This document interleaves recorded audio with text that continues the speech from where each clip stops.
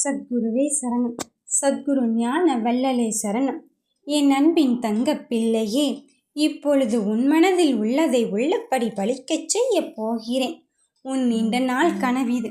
உனக்கான வெற்றியை இங்கு தள்ளி போய்க் கொண்டே இருக்கிறதோ? என் மனதில் நீண்ட நாள் கனவு கண்டது இன்னும் வந்து சேரவில்லையோ என்று உன் கனவை நினைத்து ஏங்கிய காலங்களும் உண்டு. உன் ஏக்கத்திற்கெல்லாம் நான் முடிவு கட்டிவிட்டுத்தான் கடைசியாக என் பிள்ளையை சந்திக்க வந்திருக்கின்றேன். இறுதி என்ற உடனே நீ பயந்தும் பதறிக்கொண்டும் இருக்காதே. ஏனென்றால் எத்தனையோ முறை என் பிள்ளையிடம் சொல்லிவிட்டேன். ஆனால் நீ அதை காதில் வாங்கிக் கொள்ளாமல் இருந்து கொண்டிருக்கின்றாய். இதுதான் கடைசி என்றால் என் பிள்ளைகள் எப்படியும் என்னை தேடி வருவார்கள் என்பதில் எந்த மாற்று கருத்தும் கிடையாது. அதனால தான் சற்றே உன் மனம் இங்கு தவிக்கும்படியான ஒரு சொல்லை சொன்னேன். உண்மையிலே தவிக்க வைப்பது இந்த அப்பனின் பொறுப்பல்ல. என் பிள்ளையே, உனக்கான வெற்றியை உன் கையில் கொடுப்பதற்குத்தானே வந்திருக்கின்றேன். மறுபடியும் நீ எதையெதையோ நினைத்து கொண்டு அல்லது தவித்து கொண்டு இருக்காதே. வருவது எல்லாம் வந்துவிட்டு போகட்டும். எத்தனை சோகங்கள் உன்னில் இருந்து கொண்டு இருந்தாலும் உன் மனதில் இருப்பதை நான் உனக்காகவே உன் இடத்தில் சேர்ப்பதற்காக வந்திருக்கின்றேன். போராட்டம் எத்தனை காலத்திற்குத்தான், என் கண்ணீர் எத்தனை காலத்திற்குத்தான். இதை துடைப்பதற்கு கூட யாரும் இல்லையே, ஆறுதல் சொல்வதற்கு கூட யாரும் இல்லையே என்று என் பிள்ளைகள் தவித்து கொண்டிருந்தார்கள். அந்த தவிப்புக்கெல்லாம் முழுமையாக இங்கு போராட்ட காலத்தை முடித்து வைத்துவிட்டு உனக்கான வெற்றியின் பயணத்தை தருவதற்குத்தான் உன்னிடத்தில் வந்து கொண்டிருக்கின்றேன். என் தங்கமே, ஏதோ ஒன்றை சொல்லிவிட்டு, ஏதோ ஒரு வார்த்தையை சொல்லிவிட்டு நான் உன்னிடத்தில் இருந்து தப்பிப்பதற்காக வருவதில்லை. சொன்னால் சொன்னபடி என் வாழ்க்கை இருந்து கொண்டு இருக்கிறது அப்பனே என்று நீ சொல்ல வேண்டும். அப்படிப்பட்ட சத்தியத்தின் வாக்குப்படிதான் நான் உன்னை தேடி வந்திருக்கின்றேன்.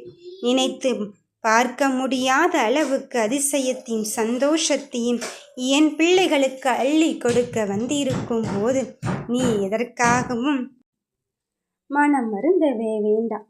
இத்துணை காலம்தான் என்று உன் சிக்கல்களே நான் சொல்லி அங்கு உன்னை ஏமாற்ற விரும்பவில்லை. கிடைக்கும் வரை உன் போராட்டத்தை கையில் எடுத்துக்கொள். ஒரு வைராக்கியத்தோடு செயல்பட்டு கொண்டே இருக்கின்றாய். அடுத்தது என்ன நடக்கப் போகிறது என்று தெரியாமல் சில நேரத்தில் குழம்பி போயும் பதறி போயும் இருந்து கொண்டிருக்கின்றாய். அந்த குழப்பத்திற்கு நடுவினிலே இந்த அப்பன் ஒரு தெளிவான முடிவை தருவதற்குத்தான் இந்த கணக்கம்பட்டியான் உன்னை தேடி வந்திருக்கின்றேன். என் தங்கமே, நீ எங்கே போவது எங்கே வருவது என்று தெரியாமல் ஏதாவது ஒரு இடத்தில் நமக்கு விமோசனம் கிடைக்காதா என்று அலைந்து திரிந்து கொண்டு இருக்கின்றாய்.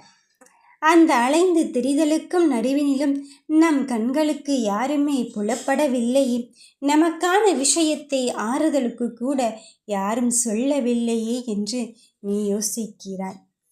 உன் ஆறுதலுக்காக இங்கு பல பேர் காத்து கொண்டு இருக்கையில் நீ யாருக்காக என் பிள்ளையை காத்து கொண்டு இருக்கின்றாய்? இந்த அப்பனை தாண்டி எதுவுமே நடக்காது என்று சொல்லி இருக்கிறேன் அல்லவா? நீ எப்பேற்பட்டவன் பாதுகாப்பில் இருந்து கொண்டு நீ இப்படி பேசிக்கொண்டு இருக்கின்றாய்?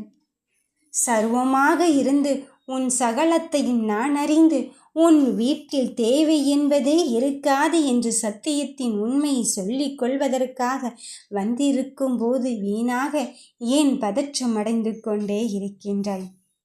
வருவது எல்லாம் வந்துவிட்டு போகட்டுமே. சோகங்கள் உன்னை தாக்கினால் அதை நீ எதிர்கொள்வது தைரியமாக இருந்தால் மட்டும்தான் அதை உன்னிடத்தில் இருந்து விலகி போகும். அதையெல்லாம் விட்டுவிட்டு நீயோ அடுத்தவர்கள் நினைப்பில் என்ன நினைப்பார்களோ என்று மற்றவர்களுக்காக ஒரு பொழுதும் நீ வாழ்ந்து கொண்டு இருக்காதே. உன் சூழ்நிலைகள் என்னவென்று எனக்கு புரிகிறது. உன்னை சுற்றி நடக்கின்ற விஷயங்கள் என்னவென்று எனக்கு புரிகிறது. ஆனால் அதை புரிந்து கொள்வதற்கு மற்றவர்கள் இங்கு ஆர்வமாக இருந்து கொண்டு இருக்கின்றார்கள்.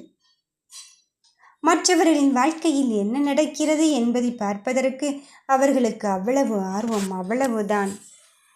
உன் வாழ்க்கையை பற்றி இங்கு யார் விமர்சனம் செய்வார்கள்? 2 நாட்கள் பேசுவார்களா, 3 நாட்கள் பேசுவார்களா? அவ்வளவுதான் என் கண்ணின் மணியே. இங்கு அவரவர்களுக்கென்று வேலை இருந்து கொண்டுதான் இருக்கின்றது. சொல்பவர்கள் சொல்லிக்கொண்டே இருக்கட்டும். விமர்சனம் செய்பவர்கள் விமர்சனம் மட்டும்தான் செய்து கொண்டே இருப்பார்கள். அவர்களின் வாழ்க்கையை இங்கு பார்த்து கொள்வதில்லை. ஆனால் என் பிள்ளைகளுக்கு இங்கு நிறைய வேலை இருக்கிறது.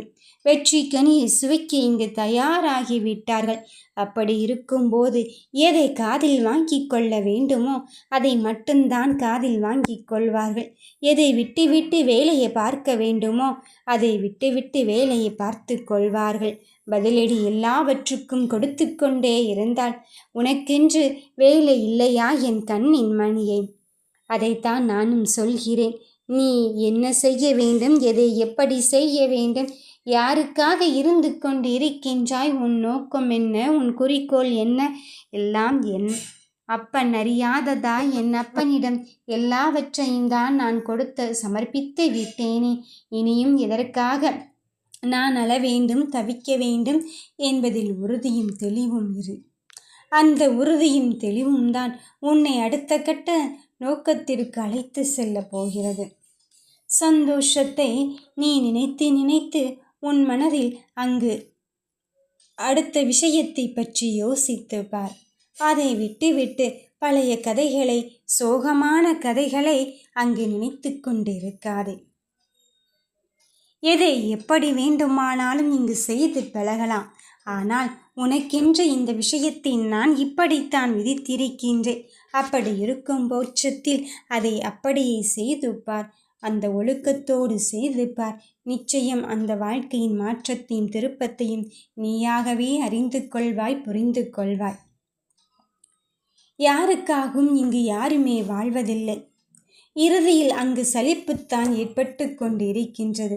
நமக்கான வாழ்க்கையில் நாம் வாழ்ந்து பார்த்தால்தான் அதில் நம் கஷ்டத்தையும் நஷ்டத்தையும் புரிந்து கொள்ள நாம் மட்டும்தான் இருந்து கொண்டு இருக்கின்றோம் என்பதை புரிந்து கொள்ள முடியும்.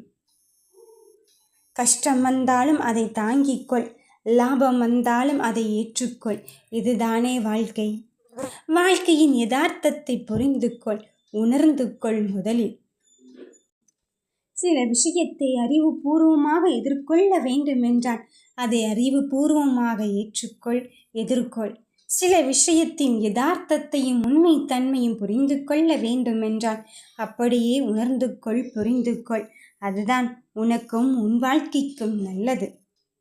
மனதில் உள்ளது அப்படியே கடந்து விடுமோ என்று தானே யோசிக்கிறாய். அதுவல்ல என் கண்ணின் மணியே. உன் மனதில் உள்ளதை உள்ளபடி பலிக்கச் செய்யத்தான் போகிறேன். இந்த அப்பன் கணக்கம்பட்டியான். என் பிள்ளைக்கு நல்லதுதான் நடக்கும். வாழ்க வளமுடன்.